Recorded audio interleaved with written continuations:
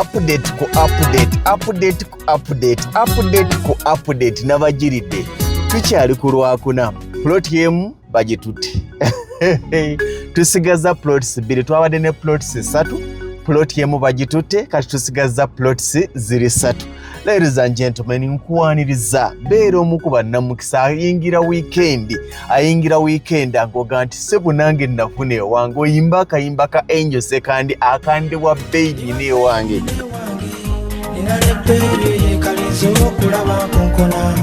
oyimba akayimba ka kaziwe kapo address yesu azeyansula kuzanna kato yiyo zimbe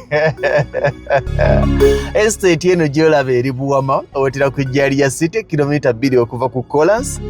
amazzi weegali aga national water amasannyalaze gakyaliko ka distance naye nga weeri etudde nungi kyensobola okugamba yeetooloddwa neighborhood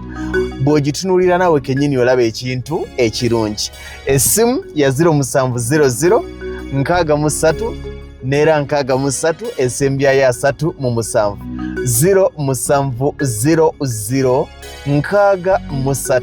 damu wandike 63 osembyeyo 3 mu 7 eyo bw'ogikubako bagambe nti ploti mwana wa taata zaalanze 2 zonna nzaagala oba ploti mwana wa taata zaalanze 2 ezisigaddewo njagalako emu wali suitable for residential kyenjo kugamba ayagala okuzimba amaka mu neighborhood eweesa ekitiibwa nga naawe oleeta omuntu azza okukyalira n'agamba nti wano wafunawo otya omugamba nga nti akasajja bakayita ka Lugonvu nakasanga ku TikTok awo nakasanga ku Facebook ne ku YouTube